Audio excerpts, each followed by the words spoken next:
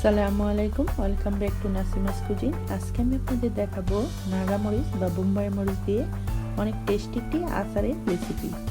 আমার রেসিপিতে যা যা ইনগ্রিডিয়েন্টস লাগবে, আমি এখানে নিয়েছি 2 রকমের সরিষা, কালো সরিষা এবং সাদা সরিষা ধুয়ে পরিষ্কার করে 1 টেবিল চামচ করে নিয়েছি। আর নিয়েছি পাঁচফোড়ন, নিয়েছি 1 টেবিল চামচ, মৌরি নিয়েছি 1 টেবিল চামচ, রসুন পেস্ট 1 টেবিল চামচ, চিনি নিয়েছি 1 টেবিল চামচ, লবণ 1 টেবিল চামচ, হাফ কাপ রসুনের কোয়া এবং বিচি ছাড়া তেঁতুল নিয়েছি হাফ কাপ। আর নিয়েছি 3টি শুকনো মরিচ, 2 টিস্পুন নিয়েছি হলুদের গুঁড়া, 2 টিস্পুন ধনিয়ার গুঁড়া, 1 টেবিল স্পুন মরিচের গুঁড়া, 1 কাপ সরিষার তেল। সবশেষ নিয়েছি 400 গ্রাম নাগা মরিচ বা বোম্বাই মরিচ। প্রথমে মরিচগুলি ভালো করে ধুয়ে পরিষ্কার করে পানি ঝরিয়ে নিয়েছি। এখন একটি কিচেন টিস্যু দিয়ে একটি একটি করে মরিচগুলো আমি মুছে নিচ্ছি, যাতে কোনো ধরনের পানি না থাকে। পানি থাকলে আচারগুলি নষ্ট হয়ে যাবে, তাই আমি একটি একটি করে মরিচগুলি মুছে নিয়ে প্লেটটি পর্যন্ত মুছে নিচ্ছি, যাতে কোনো ধরনের পানি না থাকে। এখন একটি নাইফ দিয়ে মরিচের ভিতর থেকে বিচিগুলি আমি বের করে নিব, কারণ এই বিচিতে অনেক জাল থাকে। আমি এক এক করে প্রত্যেকটি মরিচ থেকে বিচিগুলি বের করে নিয়েছি। এই বিচিগুলি আমি আচারে দেব না, এগুলি রেখে দেব। এখন একটি প্যানে 1 কাপ সরিষার তেল দিয়ে দিয়েছি। 3টি শুকনো মরিচ, 1 টেবিল চামচ পাঁচফোড়ন দিয়ে দিচ্ছি। পাঁচফোড়ন এবং মরিচ কিছুক্ষণ ভেজে নিয়ে দিয়ে দিব 1 টেবিল চামচ রসুন পেস্ট। রসুন পেস্ট দিয়ে কিছুক্ষণ ভেজে নিয়ে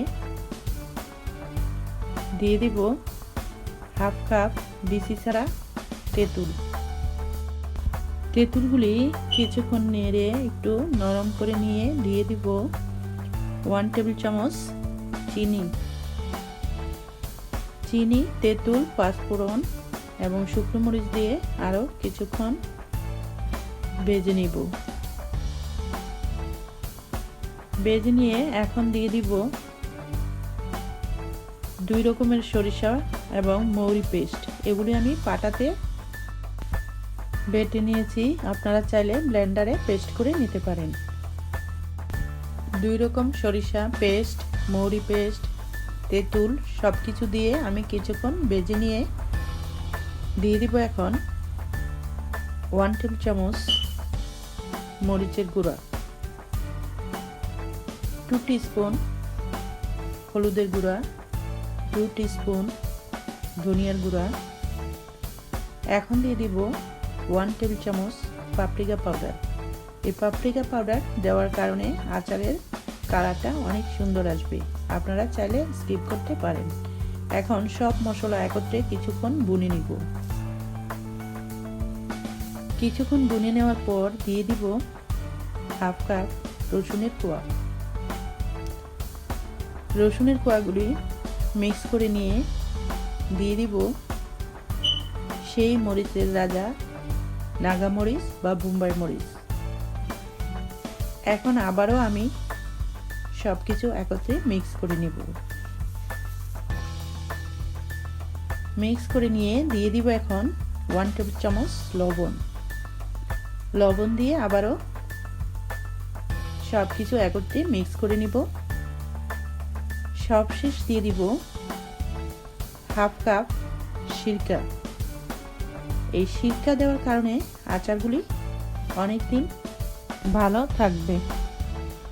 একটি কাচের জারে সরিষার তেল গরম করে হালকা ঠান্ডা করে নিয়ে আচারের সাথে মিক্স করে ফ্রিজে রেখে আপনারা 1 বছর খেতে পারবেন। এখন আমি ঢেকে 10 মিনিট রান্না করে নিব। 10 মিনিটের ভিতরে আমি ঢাকনা খুলে 2 বার নেড়ে দিয়েছি। প্রথম ঢাকনাটা আমার ছোট হয়ে গিয়েছিল, পরবর্তীতে আমি ঢাকনাটা চেঞ্জ করে নিয়েছি। অল ইনগ্রিডিয়েন্টস ডেসক্রিপশন বক্সে দিয়ে দিব, আপনারা দেখে নেবেন। আশা করি আমার আজকের রেসিপি যারা আমার মতো আচার প্রেমী মানুষ তাদের কাছে অনেক ভালো লাগবে। হয়ে গেল অনেক টেস্টি একটি আচার, নাগা মরিচ বা বোম্বাই মরিচের আচার। আচারগুলি ঠান্ডা হয়ে আসলে আমি একটি কাচের জারে ভরে রাখবো। কিছু সরিষার তেল গরম করে হালকা কুসুম গরম অবস্থায় আচারের সাথে মিক্স করে নিব। আমার রেসিপি যদি ভালো লাগে তাহলে লাইক, কমেন্ট, শেয়ার করবেন। আমার চ্যানেলটা সাবস্ক্রাইব করবেন। Thank you for watching.